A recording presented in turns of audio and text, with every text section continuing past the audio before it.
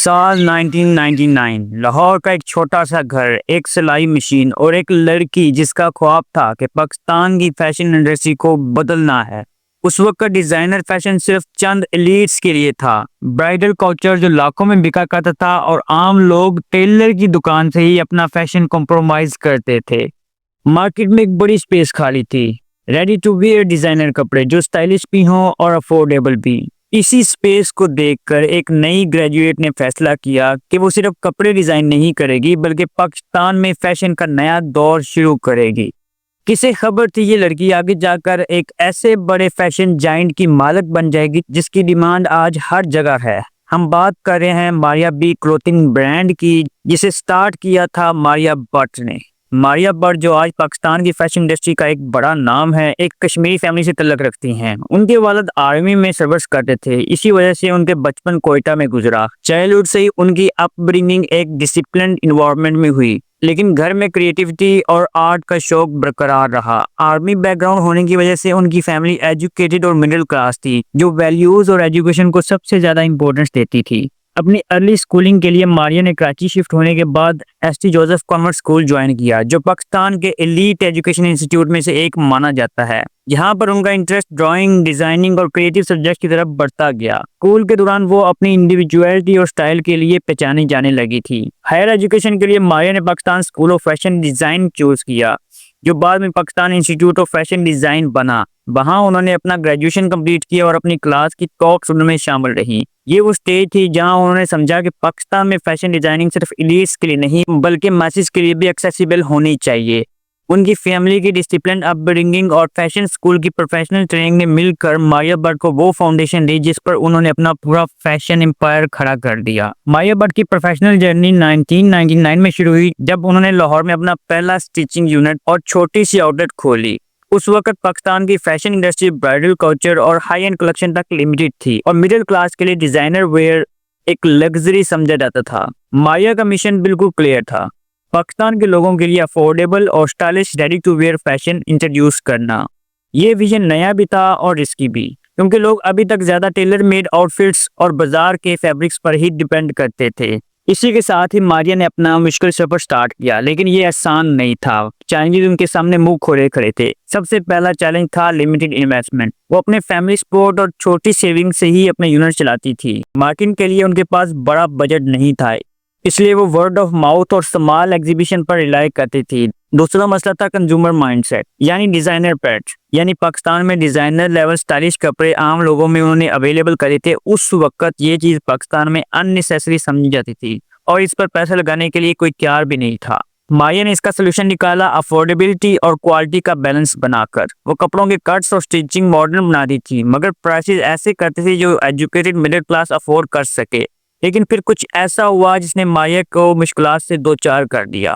گرو کرنے کے لیے اور مارکیٹ کو کمپیٹ کرنے کے لیے ماریا کو اسکلڈ کاریگروں اور پروڈکشن ٹیم کی ضرورت تھی۔ پاکستان میں اس وقت ٹیکسٹائل ملز اور درزی کا نیٹ ورک اسٹرانگ تھا، لیکن فیشن اورینٹڈ سٹیچنگ اور فنیشنگ ٹرینڈ لوگ کم ملتے تھے۔ ماریا نے ٹریننگ سسٹم شروع کیے جہاں اپنی ٹیم کو سٹیپ بائی سٹیپ گرومنگ دی جاتی تاکہ ان کا سٹینڈرڈ بڑھ سکے۔ ایسے میں ان کا پروفٹ مارجن بہت کم رہا، زیادہ پیسے یونٹ چلانے، کاریگروں کو ٹرین کرنے اور مٹیریلز میں لگ جاتے تھے۔ ایک طرح سے کمپنی وداؤٹ پروفٹ چل رہی تھی، لیکن ماریا بی نے ہار نہیں مانی اور ایسے میں ایسے لگ رہا تھا کسی وقت بھی سب ختم ہو جائے گا، کیونکہ مشکلات بڑھ رہی تھی، کمپٹیشن سامنے تھا اور پروفٹ مارجن بھی نہیں نکل رہا تھا۔ کھاڈی اور دوسرے جائنٹ سامنے کھڑے تھے، لیکن گریجولی ان کا پریٹ کلیکشن اسٹوڈنٹس اور ورکنگ وومن میں پاپولر ہونے لگا اور ریونیو اسٹریم سٹیبل ہونا شروع ہوئی۔ لیکن پھر جو ہوا اس نے سب کچھ بدل دیا۔ اس ٹائم میں کچھ لوگ ان کے انوویٹو ڈیزائن کاپی کرنے لگے تھے، جو ان کے لیے ایک بڑا سیٹ بیک تھا، مگر ماریا نے اس کو ایک اپورچونٹی بنا لیا اور زیادہ یونیک، امبارڈنی اور کٹس انٹروڈیوس کیے۔ اس انوویشن نے ان کے برانڈ کی آئیڈینٹی مضبوط کر دی اور صرف 4 سال میں ماریا بھی ایک ان نون لیبل سے لاہور کی فیشن کمیونٹی کی ریکگنائزڈ برانڈ بن گئی۔ شروع میں جو کام رسک پہ تھا، لو پروفٹ تھا، ایسے لگتا تھا کسی بھی ٹائم سب ختم ہو جائے گا، وہی ان کو پاکستان کا کوکو شنیل بنانے کا پہلا قدم ثابت ہوا۔ 2005 سے 2010 تک کا دور ماریا بی کے لیے ایک نیا سفر کا شروعات تھی۔ برانڈ اب لاہور کی حد تک لمیٹڈ نہیں رہا تھا۔ ماریا بی اپنی ریکگنیشن بلڈ کر چکی تھی اور اب ان کا چیلنج تھا ایکسپینشن اور ڈیورسیفیکیشن۔ اس فیز کا سب سے بڑا قدم تھا ڈیزائنر لان اور فارمل ویئر لائن کا لانچ۔ پاکستان کی سمر مارکیٹ میں لان سب سے ڈیمانڈڈ فیبرک تھا، لیکن اس وقت لان کلیکشن زیادہ تر ٹیکسٹائلز میں تک لمیٹڈ تھا۔ ماریا نے اس سیگمنٹ میں انٹری لے کر مڈل اور اپر مڈل کلاس بائرز کو اٹریکٹ کرنا شروع کیا۔ یہ ایک بولڈ سٹیپ تھا کیونکہ established mills already strong position رکھتی تھی اور ان کے اگینسٹ خود کو اسٹیبلش کرنا آسان نہیں تھا۔ اس دور میں ہرڈلز بڑے تھے۔ سب سے پہلا مسئلہ تھا ماس پروڈکشن اور کوالٹی بیلنس۔ ڈیمانڈ بڑھنے لگی تھی لیکن پروڈکشن یونٹس اور اسکلڈ ورک فورس لمیٹڈ تھی۔ اس سے کئی دفعہ ڈیلیوری ڈیلیز اور کوالٹی ایشوز سامنے آتے۔ ماریا نے اس کا سلوشن نکالا سپلائی چین پارٹنرشپ اور کوالٹی کنٹرول یونٹس اسٹیبلش کر کے۔ گریجولی انہوں نے اپنا انفراسٹرکچر اسٹرانگ کیا اور ریلائبل بونڈرز کے ساتھ لانگ ٹرم کانٹریکٹس بنائے۔ دوسرا مسئلہ تھا ڈیزائن پرائریسی یعنی ڈیزائن کا چوری ہونا۔ مایا کے پرنٹس اور امبرائڈری پیٹرنز لوکل اور انڈین مارکیٹ میں کاپی ہونے لگے تھے۔ یہ ان کے لیے ایک بزنس اور ایموشنل سیٹ بیک تھا۔ سولوشن کے طور پر انہوں نے اپنی برانڈنگ اور اوریجنلٹی پر فوکس کیا۔ کلیکشن میں سوارفسکی کرسٹلز اور فیوژن کٹس انٹروڈیوس کیے جس سے ماریا کو ڈیفرینشیٹ کرنا آسان ہو گیا۔ 2005 کے بعد گلوبل ایکسپوجر بھی ایک چیلنج تھا۔ پاکستان فیشن ڈیزائنرز کو انٹرنیشنل لیول پر ریکگنیشن مل رہی تھی اور مایا کو بھی کمپیٹ کرنا تھا، لیکن لمیٹڈ مارکیٹنگ بجٹس اور ایکسپورٹ چیلنج اس راستے میں رکاوٹ بنے۔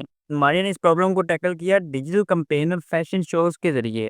ان کا ویژن کلیئر تھا کہ صرف پاکستان میں نہیں بلکہ انٹرنیشنل مارکیٹس میں بھی برانڈ کو سپیس لینی ہے۔ فائنینشیل ہرڈلز بھی آ رہے تھے۔ ایکسپینشن کا مطلب تھا زیادہ آؤٹ لیٹس، زیادہ سٹاف اور زیادہ انویسٹمنٹ۔ ماریا نے اس کے لیے graduate retail expansion strategy choose کی۔ ہر سال لمیٹڈ آؤٹ لیٹس ایڈ کیے گئے تاکہ آپریشن سسٹینیبل رہیں اور ریونیو پر اننیسیسری پریشر نہ آئے۔ 2010 تک مایا صرف لاہور کا لیبل نہیں رہی تھی۔ برانڈ کی لان اور pret lines nationwide demand generate کر چکی تھی اور انہوں نے اپنی پہچان بنائی as a Pakistan first true ready to wear brand. Hurdles بڑے تھے مگر سولوشن ایک ہی تھا، ریلائبل اور افورڈیبل۔ اس سولوشن نے مایا کو 2010 تک اسٹرانگ، اسٹیبل اور ریکگنائزڈ فیشن ہاؤس بنا دیا۔ اس کے بعد کچھ ایسا ہوا جس نے کمپنی کی گروتھ کو بڑھا دیا۔ 2020 تک مایا کے لیے ایک گولڈن گروتھ فیز تھا جہاں برانڈ نے صرف پاکستان کے اندر اپنا نیٹ ورک مضبوط نہیں کیا بلکہ انٹرنیشنل مارکیٹ میں بھی اپنی جگہ بنانی شروع کی۔ اس وقت تک ماریا لان اور پریٹ کلیکشن کے ذریعے ایک پاپولر ہاؤس ہولڈ نیم بن چکی تھی، لیکن اب چیلنج تھا برانڈ کو لگژری اور ماس دونوں مارکیٹ میں بیلنس کرنا۔ سب سے پہلے فوکس انہوں نے برائڈل اور کلچر لائن پر رکھا۔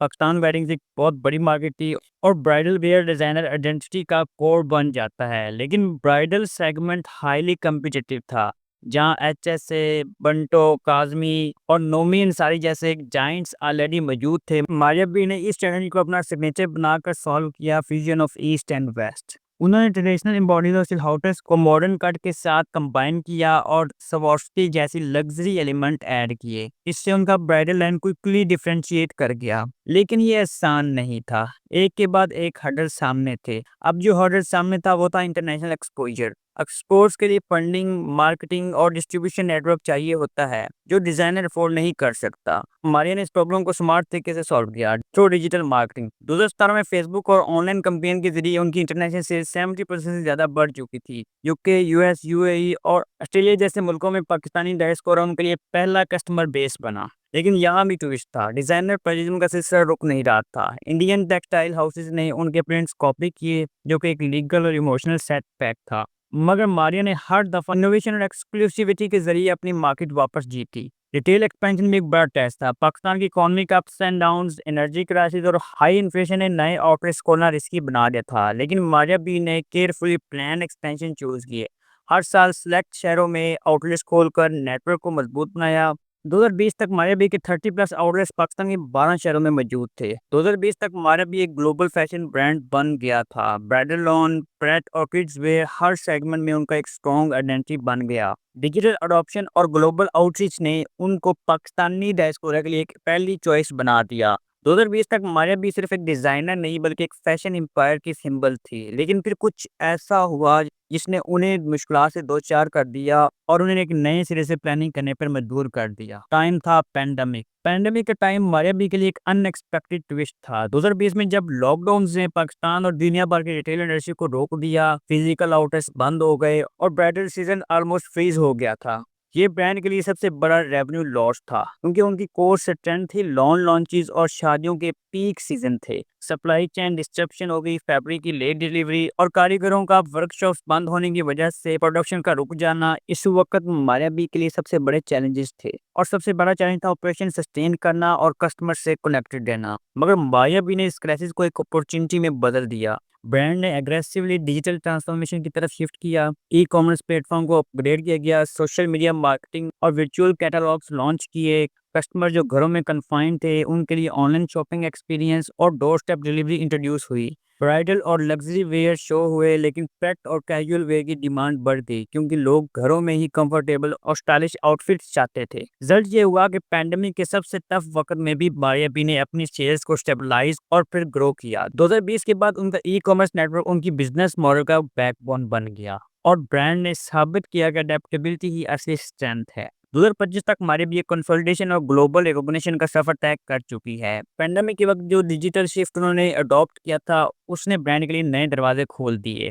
آن لائن سیلز ان کی بزنس کا ایک میجر حصہ بن گئی، اور international market specially UK, US, Middle East, Australia میں پاکستانی ڈائسپورا نے ماریا بی کو اپنا پہلا چوائس بنانا شروع کر دیا۔ مگر یہ سفر آسان نہیں تھا۔ 2021 کے بعد پاکستان کی قومی بڑے کرائسس سے گزری۔ روپیز کی گراوٹ، انفلیشن اور امپورٹ ریسٹرکشن نے ٹیکسٹائل اور فیشن انڈسٹری کو ہارڈ ہٹ کیا۔ فیبرک سورسنگ مشکل ہو گئی اور پروڈکشن کاسٹ بڑھ گئی، لیکن ماریا بی نے اس چیلنج کا جواب اپنے ڈیورسفیکیشن اسٹریٹجی سے دیا۔ برائڈل اور کوچر لائنز کے ساتھ بریٹ لانس اور کڈز ویئر کو ایگریسولی پش کیا تاکہ ہر سیگمنٹ میں ان کا ریونیو فلو زندہ رہے۔ اس دور میں انہوں نے اپنے ریٹیل ایکسپینشن اور ای کامرس انٹیگریشن دونوں کو پیرلل چلایا۔ آج ماریا بی کے 38 پلس آؤٹ لیٹ پاکستان کے 12 شہروں میں موجود ہیں، جہاں thousands of walk in customer daily visit کرتے ہیں۔ ساتھ ہی آن لائن پلیٹ فارم کے تھرو وہ دنیا کے ڈزنز آف کنٹریز میں ڈیلیور کرتی ہیں۔ امپلائیز کی بات کی جائے تو 2025 تک ماریا بی کے پاس 850 سے زیادہ ڈائریکٹ سٹاف ہے، اور انڈائریکٹلی ہزاروں کاریگر اور آرٹسٹ کا روزگار اس برانڈ سے جڑا ہے۔ کسٹمر بیس بھی سسٹینیبل بن چکا ہے۔ پاکستان اور اوورسیز میں لاکھوں لویل بائرز ہر سیزن ان کا لان اور برائڈل لانچز کا انتظار کرتے ہیں۔ ماریا بی کا اینول ریونیو 20 سے 25 ملین ڈالر ہوتا ہے، جو ان کو پاکستان کے سب سے ویلیوبل فیشن برانڈ میں شامل کرتا ہے۔ یہ کہانی ایک ایسے فیشن جائنٹ کی ہے جو ایک چھوٹی سی آؤٹ لیٹ سے شروع ہوا تھا اور آج ایک فیشن امپائر بن چکا ہے، جو صرف کپڑوں نہیں بلکہ پاکستانی فیشن کی پہچان بن گیا۔ یہ کہانی ہے ماریا بی کلوتھنگ برانڈ کی، جسے سٹارٹ کیا تھا مایا بٹ